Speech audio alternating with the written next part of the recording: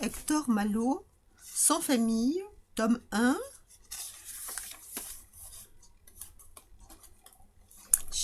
Première partie, chapitre 1er, au village.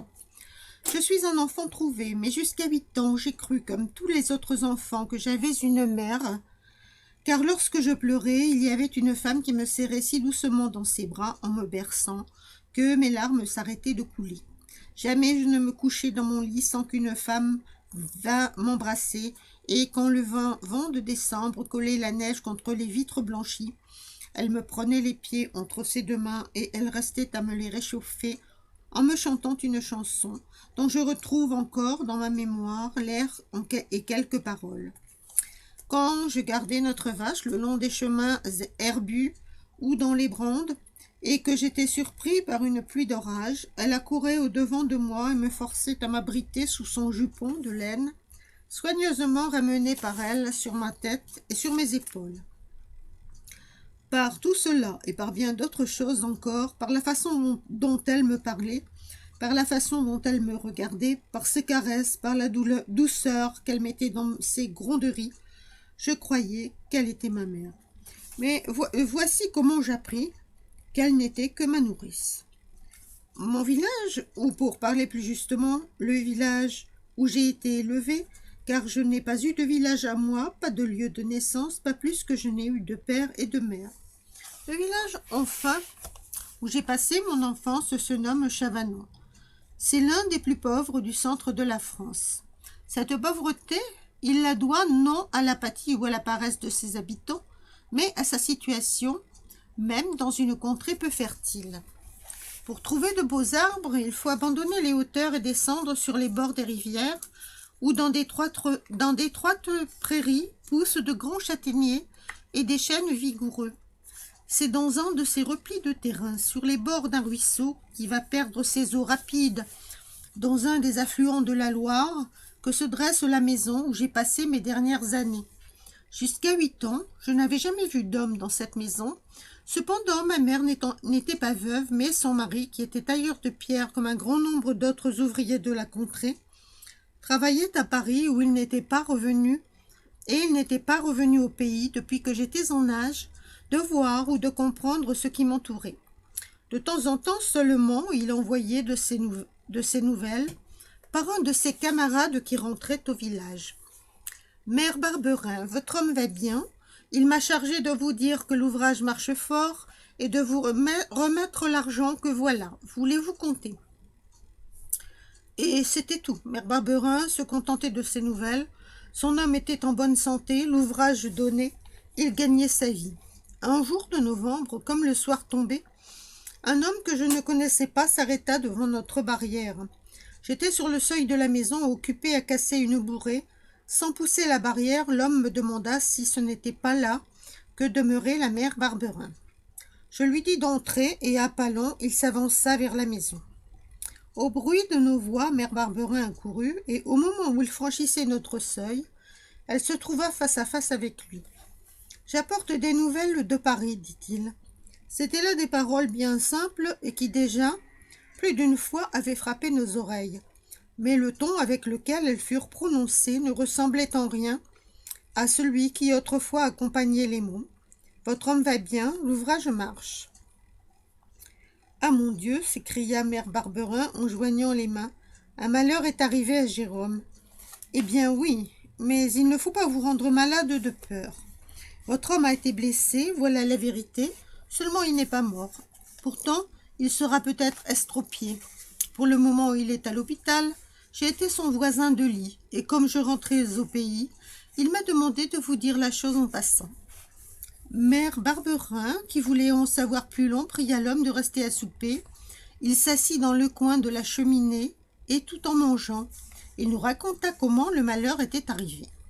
Barberin avait été à moitié écrasé par des échafaudages qui s'étaient abattus, et, comme on avait prouvé qu'il ne devait pas se trouver à la place où il avait été blessé, l'entrepreneur refusait de lui payer aucune indemnité. « Pas de chance, le pauvre Barberin, dit-il, pas de chance. Il y a des malins qui auraient trouvé là-dedans un moyen pour se faire des rentes. Mais votre homme n'aura rien. » Pourtant, dit-il en terminant son récit, je lui ai donné le conseil de faire un procès à l'entrepreneur. Un procès, cela coûte gros. Mais, oui, mais quand on le gagne? Mère Barberin aurait voulu aller à Paris, mais c'était une terrible affaire qu'un voyage si long et si coûteux. Le lendemain matin, nous descendîmes au village pour consulter le curé.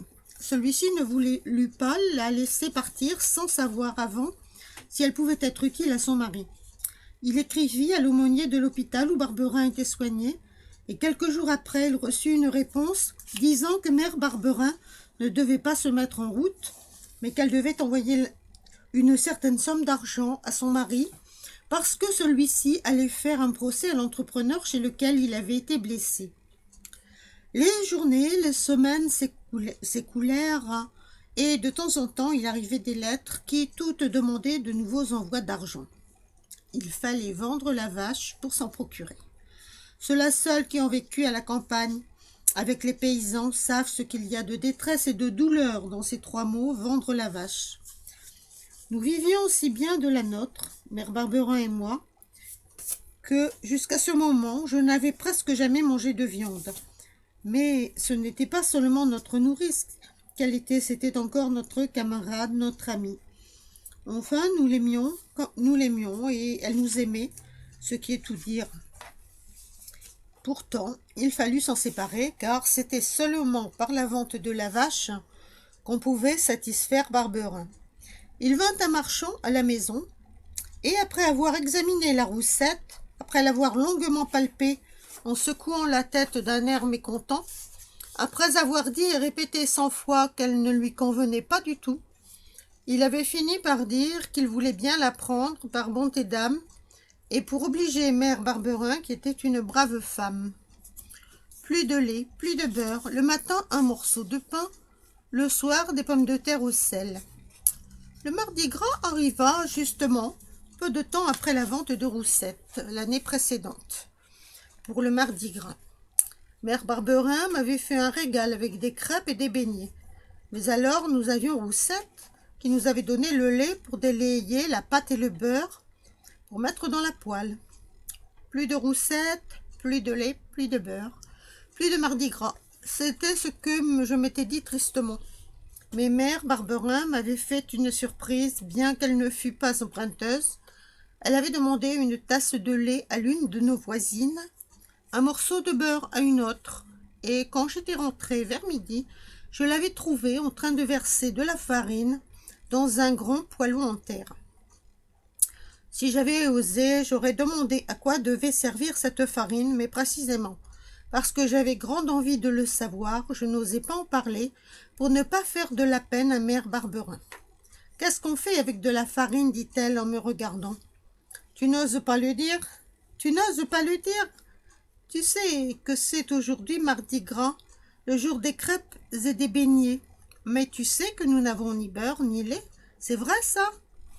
Or, oh mais mère Barberin, comme d'avance j'avais deviné tout cela, je me suis arrangée pour le Mardi Gras, pour que Mardi Gras ne te fasse pas vilaine figure.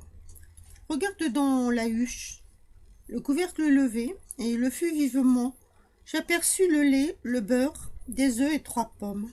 « Donne-moi les œufs, me dit-elle, et pendant que je les casse, pèle les pommes. » Pendant que je coupais les pommes en tranches, elle cassa les œufs dans la farine et se mit à battre le tout. Quand la pâte fut délayée, mère Barberin posa la terrine sur les cendres chaudes, et il n'y eut plus qu'à attendre le soir, car c'était à notre souper que nous devions manger les crêpes et les beignets. Pour être franc, je dois avouer que la journée me parut longue, et que plus d'une fois j'allais soulever le linge qui recouvrait la terrine. Enfin la chandelle fut allumée. « Mets du bois au feu, me dit mère Barberin. Il ne fut pas nécessaire de me répéter 2 fois cette parole que j'attendais avec tant d'impatience. Bientôt une grande flamme monta dans la cheminée et sa lueur vacillante emplit la cuisine. Alors mère Barberin décrocha de la muraille la poêle à frire et la posa au-dessus de la flamme. « Donne-moi le beurre. » Elle en prit au bout de son couteau un morceau gros comme une petite noix et le mit dans la poêle où il fondit en grésillant. Ah, c'était vraiment une bonne odeur qui chatouillait d'autant plus agréablement notre palais que depuis longtemps, nous ne l'avions pas respirée. C'était aussi une joyeuse musique que celle produite par les grésillements et les sifflements du beurre. Cependant, si attentif que je fusse à cette musique, il me sembla entendre un bruit de pas dans la cour. Qui pouvait venir nous déranger à cette heure? Une voisine, sans doute, pour nous demander du feu. Un bâton heurta le seuil, puis, aussitôt, la porte s'ouvrit brusquement. « Qui est là ?» demanda mère Barberin sans se retourner. Un homme était entré, et la flamme qui l'avait éclairé en plein m'avait montré qu'il était vêtu d'une blouse blanche et qu'il tenait à la main un gros bâton. « On fait donc la fête ici ? Ne vous gênez pas, dit-il d'un ton rude. « Ah, mon Dieu !» s'écria mère Barberin, en posant vivement sa poêle à terre. « C'est toi, Jérôme ?» Puis, me prenant par le bras, elle me poussa vers l'homme qui s'était arrêté sur le seuil. « C'est ton père. »